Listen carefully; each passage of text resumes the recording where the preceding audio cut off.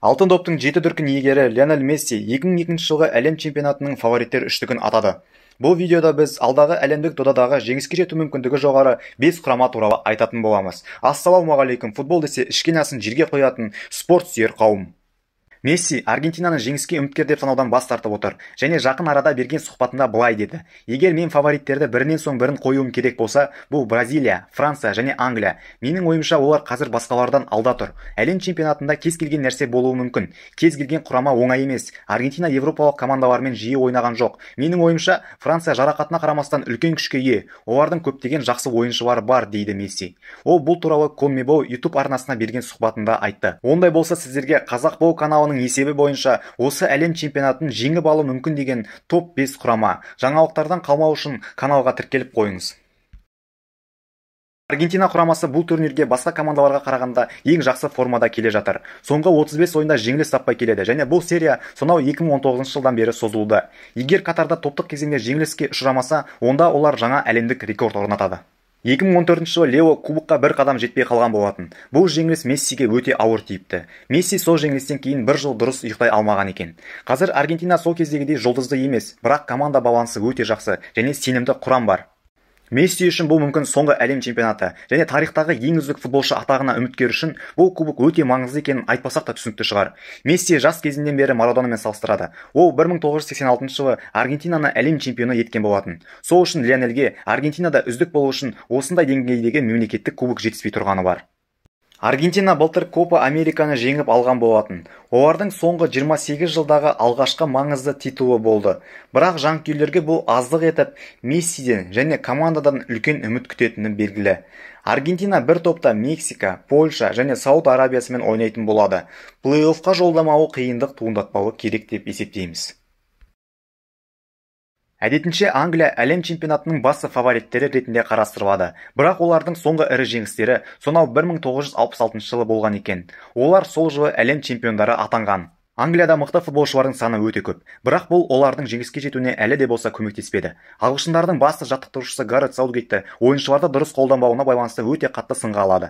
Және жанкүйерлердің ойынша Англия командасы қорғанысқа тым қатты көңіл бөліп, рискке көп бармайды. Бұны ойын схемасынан байқауға болады. Саутгейттің сүйікті схемасы 5 қорғаушыдан құралған. Бірақ соған қарамастан ағылшын командасы әлем чемпионатында 1990 жылдан бергі алғашқы жартылай финалдарына және Европа чемпионатындағы алғашқы финалдарына жеткен болатын. Бірақ Англия командасы соңғы ұлттар лигасының ойындарында өз топтарында бірде-бір жеңіске жетпеді. Венгрия командасына 4-0 есебімен жеңіліп, топта соңғы орын алған еді. Олардың негізгі әлсіз тұстары қорғаныс шебінде екені анықталды. Магуайр, Стоунс және Дайер қажетті деңгейде сенімділік көрсете алмады. Қазір ағылшындарда тәжірибе мен жастардың тамаша үйлесімі бар. Англияның негізгі күші Харри Кейн. Тоттенхэм сапында өнер көрсететін 29 жасар шабуылшы Ресейде өткен әлемдік додада символды командаға айнып, алды гол салып, үздік сұрмергендер көшін бастаған болатын. Сонымен қатар Стерлинг, Грилиш, Маунт секілді жұлдыздар Англия құрамасында толып жатыр. Және көптеген топ клубтардың назарында жүрген Дортмундтық Боруссияның жартылай қорғаушысы 19 жасар Джуди Беллингем өзін барынша көрсетуі тиіс.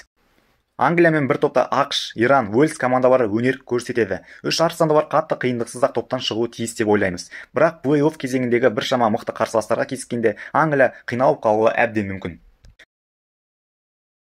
Ағылшындармен салыстырғанда Германияның әлем чемпионаттарындағы жеңісі ерте тас дәуірінде болған жоқ. Олардың соңғы триумфтары небәрі 8 жыл бұрын ғана болған.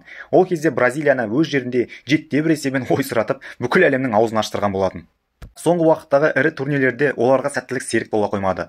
Йохим Лёвтың шәкірттері Ресейде өткен мундиалға чемпион ретінде келіп, позор болып, Мексика және Сон Хэнмен бастаған Оңтүстік Кореядан жеңіліс тауып, топтық кезеңнен шыға алмай кеткен болатын. Соған қарамастан немістер соңғы Еврода жақсы өнер көрсетті. Өлім тобы болып аталған Франция және Португалиямен бір топта ойнап, плей-оффқа өте алған еді. Бірақ бірден 8-ші финалда Англия құрамасынан жеңіліс тапты. Бірінен соң бірі болған сәтсіздіктерден кейін құраманы 15 жыл басқарған Йохим Лёв өз орнынан кетті. 2006 жылдан бері Бундестим турнирге жаңа бапкер Ханс Дитер Фликпен баратын болады. Ол 8 жыл бойы Лёвтың ассистенті болып жұмыс істегендіктен футболшылармен де құраманың ішкі процестерімен де толық таныс. Құрама сапында ардагер футболшылар Нойер және Мюллер, тәжірибелі Кимих команданың жеңіске жетудегі негізгі қаруары болып табылады. Сондай-ақ жаңа жұлдыздары Хаверц, Сане, Мусиала және Рудигерге зор сенім атқарылып тұр. Қазір немістердің ең әлсіз тұсы шабуылшысында. Осыған дейін Челси сапындағы нашар ойынына қарамастан, Тимо Вернер құрама сапындағы оған қарсы лайықты конкурент болмағандықтан негізгі ойыншы болып қала берген еді. Катарда Тимо өз командасына көмекке келе алмайды. Себебі ойыншы аяғынан жарақат алып, бірнеше айларға шығып қалған болатын. Енді шабуыл шебінде Кай Хаверс ойнау ықтималдығы өте жоғары. Топтық кезеңнен бастап Германияны мықты қарсыластар күтіп тұр. Жапония мен Коста-Риканы қосқанда қарсыластар қатарында Испания құрамасы бар. Луис Энрике шәкірттері де фавориттер қатарында болуға әбден лайық. Бірақ қазіргі таңда Испанияға бұрынғыдай емес, әлемдік деңгейдегі ойыншылар жетіспейді деп ойлаймыз. Бірақ Флик пен Германия құрамасы әлі де Испанияны ұтатынына дәлелдеп шығуы керек. Флик бас бапкер болғаннан бастап қатарынан 8 ойында жеңіске жеткен. Бұл олардың квалификацияны оңай өтуге көмектескен болатын. Өз тобында Германия 10 ойынның 9-ында жеңіске жетіп, топтық кезеңде 36 гол соғып, бар жоғы 4-ақ гол жіберіп аяқтаған болатын. Жалғыз жеңілісті Солтүстік Македония құрамасынан өз үйлерінде 2-1 есебімен топтық кезеңнің соңғы турында алған болатын. Бірақ соңғы ұлттар лигасының 6 ойында 9 гол жіберген болатын. Сондай-ақ топтық кезеңде 3-ші орынға ие болды. Бұл Германия құрамасының әлі де әлсіз тұстары бар екендігін көрсетеді.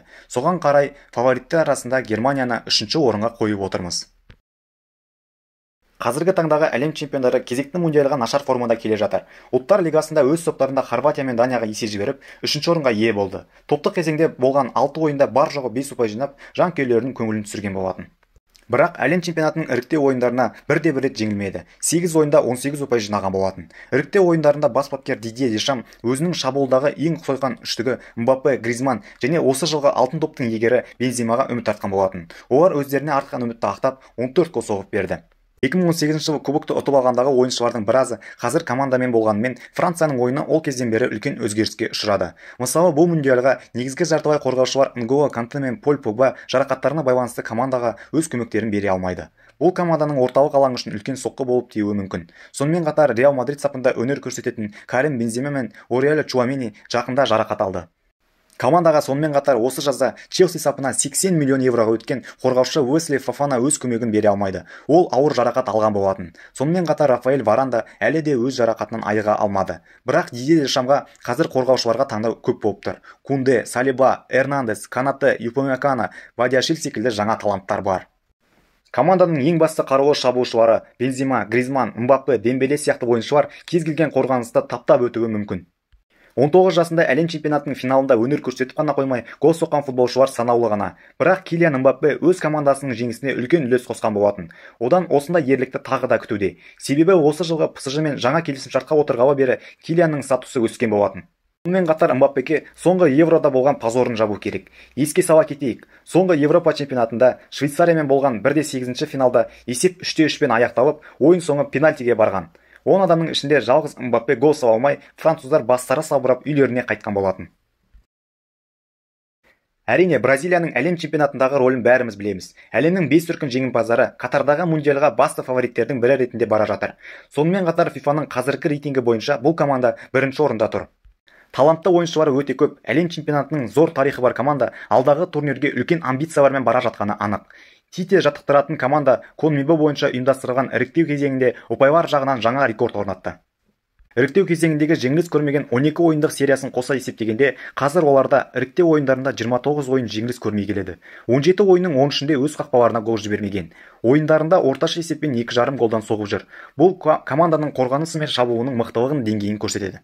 Бразилияда талантты ойыншылармен ешқашан проблема болмаған. Қақпада әлемнің үздік қақпашыларының бірі саналатын Алисон Бекер, орталық қорғаныста ПСЖ сапында ойындары арқылы бірін-бірі өте жақсы түсінетін Тиаго Силва мен Маркиньос. Орталық шепте вариант өте көп. Фабиньо, Казимиро, Гимареш, Фред. Команданың ең жарық жұлдызы Неймар екені анық. Соңғы жылдардағы ең мықты формасын жинады. Өте көп гол салғанмен қатар, нәтижелі пастарда өте көп. Ұлттық құраманың кілттік ойыншысы және осы әлем чемпионатының негізгі жұлдыздарының бірі осы Неймар. Өзінің айтуы бойынша бұл чемпионат ол үшін соңғы болуы мүмкін. Ода Винисиус, Антони, Родриго, Ришарлисон, Рафинья секілді әлемнің үздік клубтары Реал Мадрид, Барселона және Манчестер Юнайтедте өнер көрсететін ойыншылар бар. Ал сіздер осы әлем чемпионатына топ жарып, алтын кубок иегері кім болады деп ойлайсыздар?